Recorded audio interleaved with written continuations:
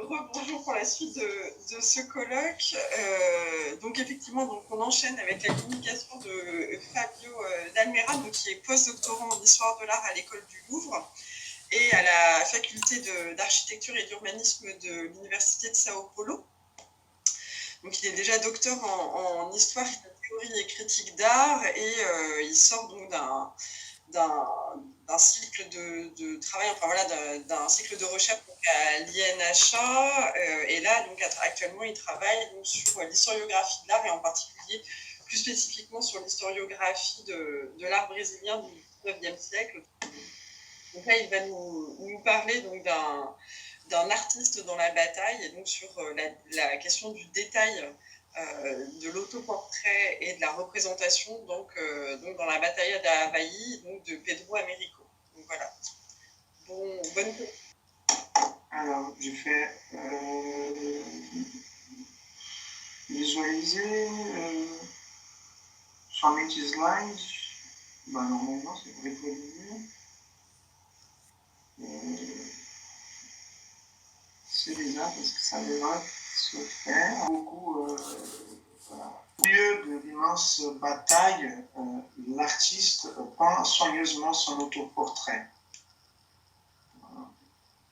Pour lui, il ne s'agit pas d'y faire voir seulement le peintre, mais de rendre à la postérité l'image de l'artiste en soldat, combattant du 33e régiment de l'infanterie de l'armée brésilienne, comme le caractérise son uniforme et le chiffre inscrit sur sa casquette blanche.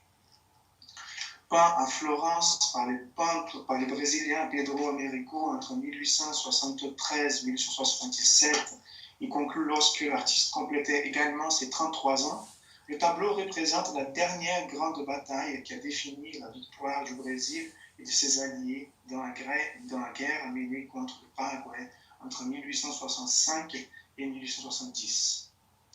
L'importance du fait militaire s'est reflétée dans l'ambition grandiloquente dont cette peinture est le témoin. Dès sa première exhibition, aussi à Florence, ses contemporains ont pu compter plus de 400 figures et dans cette peinture de presque 11 mètres de large par 7 mètres de hauteur, et affirmé par ailleurs, et je cite, qu'il s'agissait notoirement du plus grand tableau de bataille du monde. Mêlé à la foule de combattants du Brésil et du Paraguay, l'autoportrait de l'artiste est pourtant loin d'être l'attestation d'une double contribution patriotique qu'Américo aurait donnée aux armes et aux arts brésiliens, contrairement à ce qu'il veut nous faire croire. Contrairement à ce qu'il veut faire croire, le peintre n'a jamais participé de la bataille de l'Havaï, ni d'aucun autre combat de son vivant, contrairement à Henri Finch, par exemple, au cas de ses collègues italiens qui ont effectivement peint et lutté dans les guerres du ruisseau du Maître. Dans la peinture d'Américo, son autoportrait s'avère ainsi une fabulation dans la grande fabulation qu'il réalise autour de la guerre du Paraguay. L'invention en est en effet très curieuse, car l'expression qu'Américo confère à sa propre image y est tout à fait inattendue. Les yeux écarquillés, l'artiste semble étonné, voire effrayé par ce qu'il voit. Sans plus tirer ni se battre contre plus personne, l'artiste soldat, tout en nous regardant, court en sens inverse de la foule, comme s'il voulait traverser le feu croisé afin de sauter vers l'un des sacs du tableau.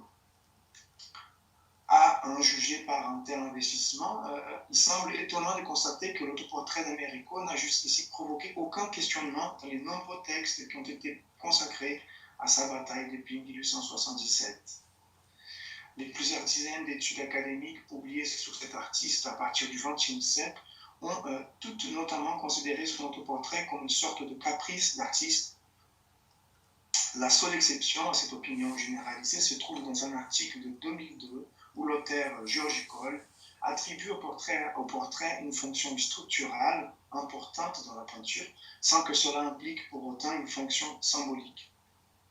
Pris par ces dimensions objectives, on ne peut pas dire que l'autoportrait de l'artiste dispose de petites dimensions, hein, par ces dimensions proportionnelles, dimensions optiques, oui. Il semble en tout cas évident qu'avec le temps, il a assumé valeur de détail, de choses mineures en relation à l'ensemble de la représentation, ainsi que de choses dont la signification on en a tendance à ignorer, voire à mépriser. L'objectif de ce travail va à contresens du consensus qui s'est établi autour de l'autoportrait d'Américo dans la bataille de la Haye. J'espère montrer que l'artiste l'a conçu pour être le dépositaire de multiples métaphores, étant donc chargé d'un fort contenu symbolique qui impose ainsi des conséquences importantes pour la signification globale du tableau.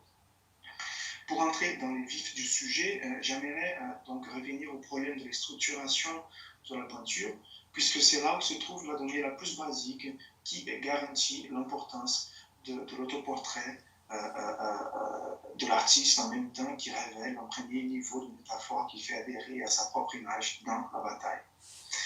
Dès lors que cet artiste représente un tableau d'histoire commandé par l'État brésilien, il est évident que son autoportrait n'était guère censé en être l'élément le plus important.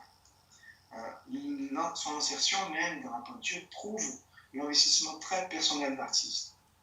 Nul doute pourtant qu'Américo l'a conçu pour être le pivot de la peinture. Posé sur l'axe central qui divise la peinture en deux, attendez, on va aussi, voilà. Son autoportrait est aussi le point d'intersection des deux grandes lignes obliques qui organisent symétriquement toute la composition dans un grand entonnoir. Les autres extrémités de ces lignes rejoignent le vortex que se forme, je vais mettre une image, que se forme dans la partie supérieure du tableau, où s'ouvre entre fumée et nuages un boucle clair d'horizon qui paraît trouver dans l'artiste également son point de rayonnement. Dès le XIXe siècle, plusieurs études ont indiqué les sources présumées sur lesquelles Américo aurait puisé pour structurer visuellement sa bataille, tandis que certaines d'entre elles ont rappelé l'influence des peintres illustrateurs de bataille français, Horace Vernet, Adolphe Yvon, Gustave Doré, Meissonnier, de la Roche, Gros ou Géricault. Pourquoi ça s'est fait? Voilà. Georges Cole n'en voyait pourtant qu'un souvenir de certains détails. Pour lui, qui voyait dans la bataille de la Haye une peinture dépourvue d'héros, ce serait dans la tradition de la peinture de bataille du XVIIe siècle, notamment chez Jacques Courtois, où Américo allait chercher les éléments principaux pour composer sa peinture. Les foyers constitutifs du genre y seraient tous présents. La composition spatiale comme un tourbillon, le pavillon oblique au premier plan, le chevalier qui avance vers l'intérieur de la bataille, un autre qui étend les bras pour tirer avec son arme de feu, etc. L'analyse de Cole reste toujours très convaincante. Mais puisque pour lui, ainsi que pour d'autres auteurs, l'autoportrait d'Américo ne posait apparemment aucun problème, on a cherché seulement dans la tradition de bataille le modèle qui ont pu aider à structurer et à donner du sens à la bataille de la Haye.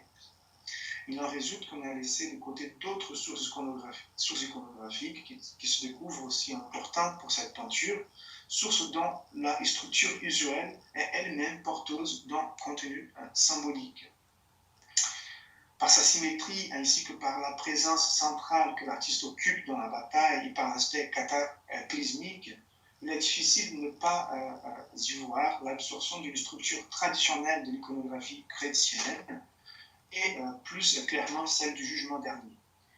Cette assimilation se devine à travers la même construction spatiale que l'iconographie apocalyptique fait autour de la figure du Christ, ou encore celle de l'archange et aussi soldat Michel, mais encore à travers un même espace chaotique qu'elle donne à voir, avec sa composition aussi fréquemment en tourbillon, animé par plusieurs corps mêlés et superposés les uns sur les autres, dont le mouvement est renforcé par l'insertion d'une ouverture circulaire dans un ciel chargé de nuages, à travers lesquels on découvre un horizon resplendissant, signe même de Dieu et de sa présence.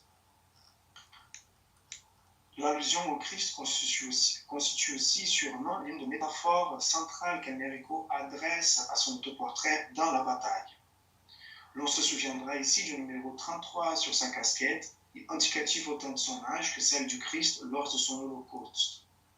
Aussi représenté comme volontaire que se rend en sacrifice pour la patrie, l'autoportrait de l'artiste ne participe pas pour autant d'un ravissement, mais d'une vraie descente aux enfers. Il a manqué une image ici, je suis désolé. Une vraie descente aux enfers, lieu horrible dont la description géographique donnée par Dante dans sa Divine Comédie, comme étant précisément celle d'un entonnoir composé par plusieurs cercles, ne manque pas d'avoir une forte résonance dans la peinture du Brésilien. Et je signale en passant qu'Américo était déjà un grand admirateur de Dante. Lorsqu'il arrive à Florence, il en écrit beaucoup sur le sujet. Mais ce n'est pas seulement dans l'iconographie apocalyptique qu'Américo semble emprunter cette structure qui s'organise autour d'une figure ou d'un axe central auquel on confère une valeur mystique. À côté de cette conformation, on peut trouver aussi dans sa bataille l'absorption de la symbolique franc-maçonnique, qui n'est en tout cas, elle non plus dissociée de l'imagerie chrétienne, parmi plusieurs d'autres sources exotériques. Il y a des slides, j'ai l'impression que voilà.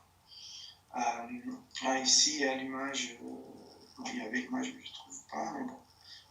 Tac.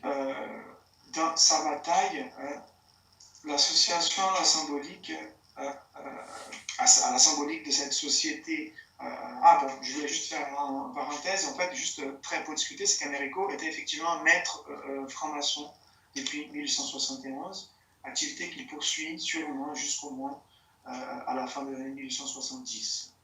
Dans sa bataille, l'association à la symbolique de cette société occultiste est à peu près flagrante. À nouveau, la symétrie de la composition, le numéro 33, grade majeur chez les maçons, la composition en cône dont la base coïncide avec l'autoportrait du peintre, la présence discrète mais importante du soleil à droite du tableau, illuminant toute la portion gauche en même temps qu'il laisse la partie droite nettement plus bleuâtre. Bref, tout cela nous rappelle les antennes ésotériques et alchimistes très connues de la maçonnerie. Inutile donc d'insister davantage que toutes ces superpositions symboliques ont pour but d'investir une sorte de contenu mystique et ésotérique autour de l'autoportrait d'Américo, en même temps qu'elle témoigne de son effort pour que l'on voit dans la bataille. Américo a véritablement tout fait pour que son autoportrait soit le nombril optique de la peinture, ainsi que son nœud symbolique. Dans une bataille dont la taille presque aspire au panoramique, son autoportrait fait fonction de méta-point de fuite, délimitant un endroit de convergence dans la composition, mais aussi une position idéale de l'observateur devant l'image. Dans la mesure où cette position dans la peinture n'est pas représentée par une abstraction géométrique, mais par un visage, et puisque l'autoportrait entraîne toujours une relation incontournable entre le moi qui regarde l'autre qui est aussi moi, il paraît clair qu'Américo a aussi structuré sa peinture de manière qu'elle soit perçue comme un grand miroir. Comme celui-ci, elle suppose donc une relation de personnification ou plutôt d'incarnation avec celui que la regarde. Je ne peux pas avancer beaucoup sur ces problèmes, mais je me contente de dire que lors de son arrivée au Brésil en 1877, la peinture a été exposée dans une rotonde bâtie exclusivement à cette fin. Les critiques qui s'y sont rendus ont décrit l'existence d'une, et je cite, petite tribune du point de vue qui a été construite pour avoir une meilleure vision du tableau. C'est-à-dire, il y avait donc pour Américo un point de vue idéal pour regarder sa bataille, et il est hors question de supposer que cet endroit n'était pas en relation au centre du tableau et à l'endroit que son portrait y trouve. Dans cette position, l'observateur était invité à regarder la bataille, non pas seulement telle que l'artiste l'a vue et l'a fixée, mais à la regarder à sa place. Idéalement, l'observateur devait donc devenir Américo lui-même. Cela veut dire que ce que l'on voit dans la peinture se voit autant le reflet de la guerre que le reflet de la réflexion du peintre sur la guerre, ou autrement dit, que la peinture parle autant de la bataille qu'elle ne parle d'Américo lui-même. Ceci ne paraît pas être une exagération ou, pour puiser un terme notamment chez René Laras, une surinterprétation de cette peinture. En effet, au moins un autre ensemble d'éléments dit que notre portrait d'Américo est le noyau d'une dense dynamique symbolique, pas si simple à déchiffrer au premier égard, et qui pour cela même rappelle la fierté de la philosophie maçonnique, dont le but, l'on disait souvent, était celui de couvrir les vérités sous une voile de symboles qui ne pouvaient pas être transposés que par ses adeptes. Depuis les premières expositions du tableau en Italie et au Brésil, et tout au long des décennies suivantes, les critiques historiens de l'art ont toujours remarqué les groupes qui composent le char de civils pris par la guerre à gauche de l'image. Tandis que pour la plupart d'entre eux, le pathétisme de ces groupes l'assurait parmi les plus belles compositions de la peinture, d'autres se sont justement interrogés sur les caractères invraisemblables d'une famille si impuissante prise par la convulsion de la guerre au milieu de nulle part. L'interrogation s'étendait bien évidemment à la présence des deux animaux dans ces groupes, dont la seule justification qu'on a trouvée touchait à leur importance pour la création d'une sensation de plus de profondeur dans le tableau. Nul doute que les deux bêtes, avec d'autres figures du premier plan, y possèdent une fonction scénographique importante.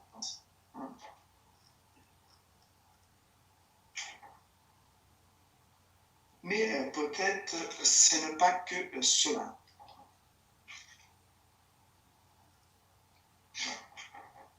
Tels qu'ils sont disposés l'un à côté de l'autre, sur une ellipse qu'ils aident à dessiner avec le char et qui paraît les entraîner dans un mouvement circulaire, ces deux animaux suggèrent une allusion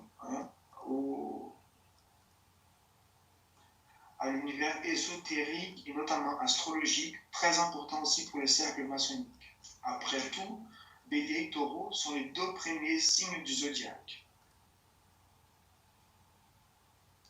L'un où triomphe Mars, planète longtemps attachée à l'impulsion et à la virilité guerrière, l'autre régi par Vénus, planète de l'amour, de la musique et de la consolidation. On ne s'étonnera pas de découvrir qu'Américo va nous assurer d'une manière assez subtile que ces animaux font bien référence à des signes astrologiques et donc un arc temporel qui va du 21 mars au 20 mai.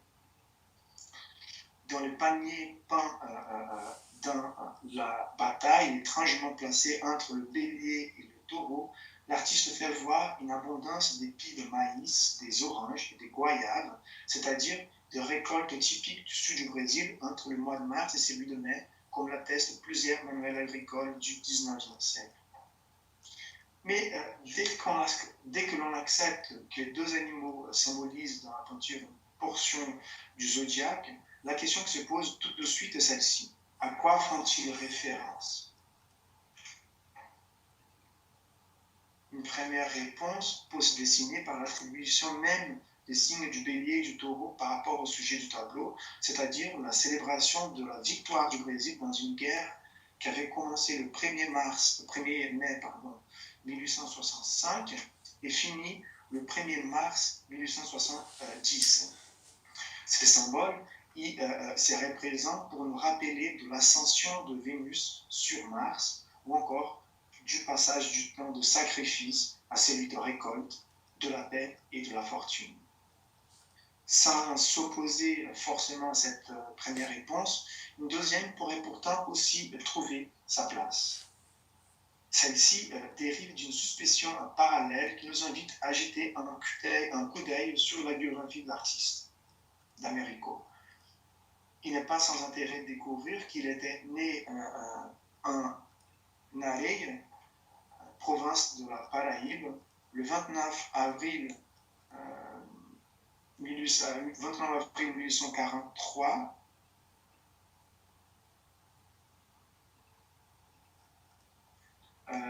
le jour d'une nouvelle lune, avec le soleil, précisément en taureau. Tout de suite, la présence de cet animal paraît donc, elle aussi, attirer une fois de plus l'attention sur la présence de l'artiste dans la bataille. Quant au bélier, la présence de la figuration quant au bélier, sa figuration ne paraît non plus en être loin.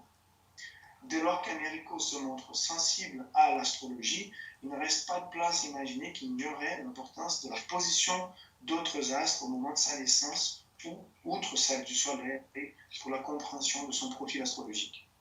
Jusqu'à présent, on ne connaît pas l'heure de naissance du peintre, ce qui, en astrologie, permet d'identifier l'ascendant d'une personne et de décrire ainsi le masque qu'elle montre au monde ou encore l'image qu'on a d'elle.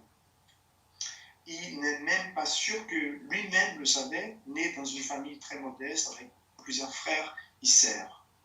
Le lieu et la date de naissance permettent pourtant d'établir une partie absolument importante de sa carte astrologique telle qu'il a dû la connaître, on la voit ici. Pour résumer à l'extrême, la moitié des planètes utilisées en astrologie au XIXe siècle s'y concentre justement entre Bélier et Taureau. Cela veut dire, avec d'autres indices dont je vous épargne, que ces deux derniers sont les signes les plus en avant dans sa carte astrologique, la carte d'Américo. Le Soleil et la Lune, c'est-à-dire l'astre qui représente l'individualité et le moi en astrologie et celui des émotions des instants, sont au début de Taureau. La Lune est en fait au seuil du Bélier du Taureau, alors que Uranus et Pluton, les deux planètes liées aux forces destructives et créatrices, à la mort, à la renaissance, aux pulsions, à la transformation, alors qu'elles sont toutes les deux en Bélier.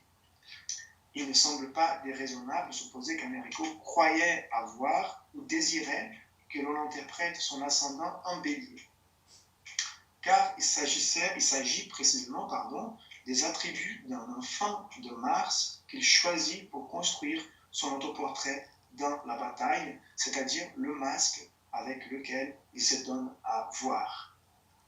Enfant né sous l'influence bénéfique de Vénus, mais aussi avec l'énergie combative de Mars, Américo paraît donc peindre son autoportrait dans la bataille de manière à relier sa naissance et son destin aux mêmes forces astrologiques qui se reflétaient sur un plan historique dans l'avenir du Brésil après la fin de la guerre du Paraguay, mais aussi les forces qui, sur un plan spirituel, rappelaient le cycle de sacrifice et de renaissance dont le Christ était toujours les plus grands exemples et duquel Américo lui-même voulait se rapprocher. Voilà, c'est ça, merci. Est-ce que certains d'entre vous ont des questions? Ah, je vois Aude. Non? Oui, si, moi j'ai une question, enfin, peut-être plusieurs, parce que merci d'abord Fabio pour cette très intéressante communication qui présente un tableau quand même d'un beau format qui ferait presque penser à un panorama. Et puis surtout, enfin, moi ce que j'ai trouvé frappant, alors dans cette œuvre que je ne connais pas du tout, hein, c'est effectivement toutes ces références que tu as montrées, notamment religieuses. Alors moi je lui trouve un petit côté paradis du Tintoret, notamment dans le traitement du vortex. Et d'un autre côté, est-ce que... alors, moi, il y a eu deux références qui me sont venues également à l'esprit. Je sais pas si Américo connaissait notamment la bataille de San Martino qui a été peint par Giacomelli, qui est conservé au Risorgimento de Milan, où on retrouve en fait, d'après ce que j'ai pu voir, quelques figures vraiment inspirées de ce tableau-là, qui est aussi très grand. Et par ailleurs, est-ce qu'il n'y aurait pas une influence aussi de l'Angleterre romantique, et je pense notamment à John Martin, même si j'en parlerai aussi, pas aussi bien que Violaine. Ouais, merci, oui, tout à fait. Ces identifications, c'est-à-dire le modèle plutôt lié à la peinture de bataille, on a eu beaucoup d'études au Brésil qui ont indiqué les sources où il a puisé. Donc, il a pris une composition de telle peinture, de telle peinture. Il y a Rasbernet où il a puisé beaucoup d'images. C'est vraiment, disons, une sorte de synthèse éclectique. Géricault et Gros, et on trouve vraiment des citations, des citations et des citations. Toutes puisées sur l'iconographie de la bataille. La question, aussi notamment pour les peintres du Risorgimento, qui étaient d'ailleurs des collègues d'Américo, il vit à Florence pendant des années. En fait, il déménage à Florence à partir des années 70. Donc, on participe des réunions de l'Académie de Beaux-Arts de Florence. Donc, il est ami de plusieurs peintres à Florence. Il a aussi beaucoup de contacts à Turin, à Milan, à Naples. Donc, il a aussi des œuvres qui sont dans ces musées, ces endroits, pardon.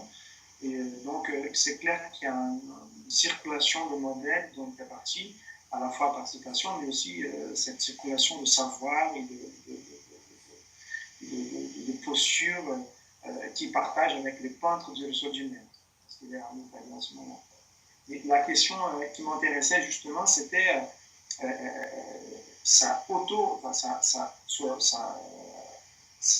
autofiguration dans la peinture, ce qui était très courant pour les peintres du Risorgimento.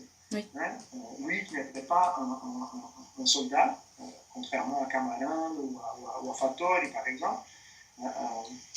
Et quelle était la signification de ça en fait? Pour un tableau, on voit vraiment que la position est absolument centrale. Et on utilise au Brésil jusqu'à aujourd'hui le mot, c'est un caprice d'artiste. C'est comme quelque chose qui n'a aucun intérêt. Donc c'était, disons, de jeter lumière un peu sur cette question, au-delà des questions de citation de modèles d'autres artistes qui ont été déjà faites jusqu'ici, de manière très convaincante. Je ne sais pas si j'ai répondu. Si. Mais du coup, quelle a été la perception, en fin de compte, de la présence de cet autoportrait qui effectivement attire l'œil, hein, puisqu'il est au centre des lignes de construction, par rapport à une commande officielle? Est-ce que tu as des documents là-dessus? Est-ce que...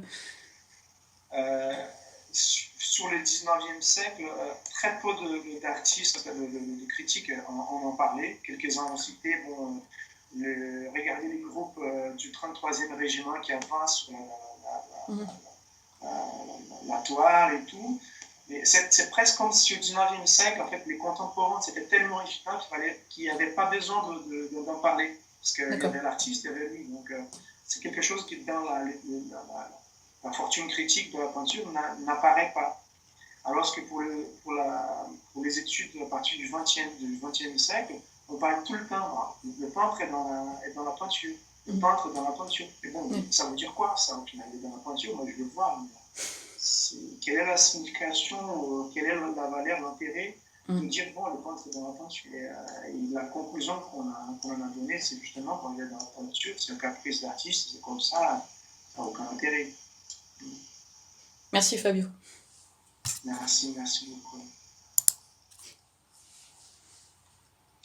Margot demandait la parole.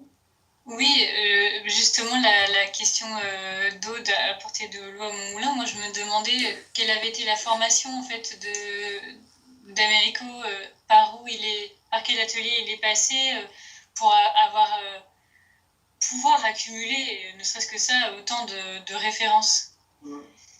Alors c'était merci pour la question, Margot. C'est-à-dire que là, cette peinture, j'aurais dû la faire, c'était mon objet d'étude pour le doctorat. Et quand j'ai commencé à faire le doctorat, je me suis dit, bon, je ne peux pas étudier cette peinture si je ne fais pas une étude sur la formation intellectuelle de cet artiste. qui est le premier et le seul artiste d'auteur au Brésil au XIXe siècle. En fait, pendant le XXe aussi. Il a fait son baccalauréat en France, en philosophie. Après, il a fait un doctorat à l'Université libre de Bruxelles avec une thèse qui portait sur la science et le système. C'était un artiste vraiment engagé dans l'éclectisme philosophe au sillage de Victor Cousin. Donc l'idée vraiment de citation, de prendre les parties les plus belles ou les vérités artistiques, de mettre tout ça dans un système de synthèse philosophique, de nature historique, était quelque chose qui faisait partie de sa méthode à la fois en tant qu'écrivain. Lui aussi, c'est le premier professeur d'histoire de l'art au Brésil, une chaire d'histoire de l'art, archéologie, esthétique à l'époque, c'est le professeur. Donc c'est un peintre philosophe qui accumule notamment ces plusieurs tâches lorsqu'ils sont vivants. Donc en fait, c'est un artiste où la question notamment de citation et de la réflexion philosophique derrière l'œuvre est tout à fait incontournable. Merci. Merci. Alors, je crois qu'il y avait d'autres questions. Alors, je ne sais pas si Aude... Non, moi alors, c'est bon. du coup, Aude, Attends, si voilà. Aude a toujours la C'est bon, main c'est bon. Donc, il n'y a plus que Maria Steladi et Trapani. Voilà. Je vous laisse la parole. Merci. Merci pour Merci pour la communication. Mais j'ai une question, une curiosité plus. Parce que je ne connaissais pas l'artiste. Je voulais savoir si dans les autres œuvres, s'il y a des références précises à l'astrologie ou à des références à la maçonnerie, et si tu l'as étudié déjà, et c'est quel, pour avoir un portrait complexe.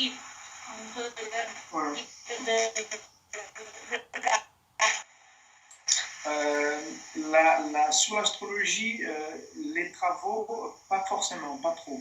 Les peintures, je veux dire.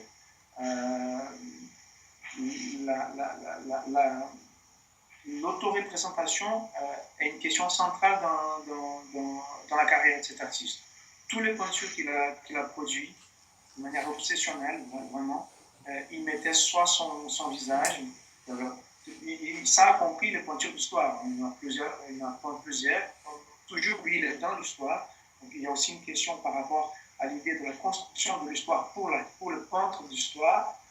C'est-à-dire que le peintre d'histoire se met dans l'histoire, ça veut dire aussi presque une manière d'affirmer l'histoire en première personne. L'histoire qui se raconte en première personne, telle que Michelet, tel que Dante, par exemple, aussi, donc qui a dans l'histoire et qui la raconte.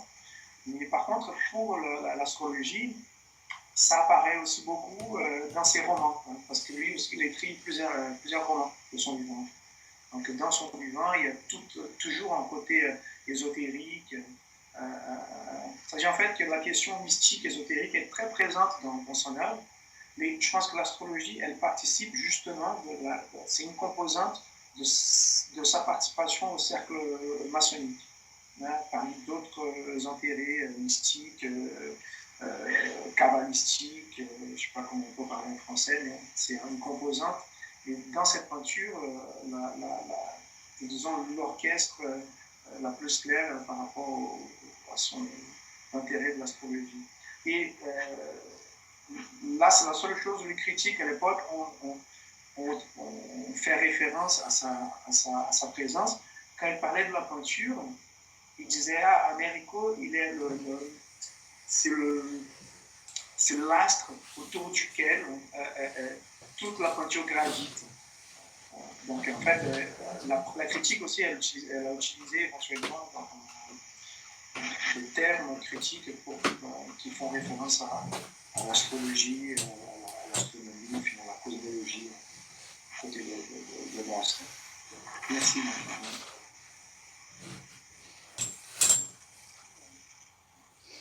Est-ce qu'il y a d'autres questions sur ce sujet ou est-ce qu'on reste avec vous, Maria Stella, pour la suite?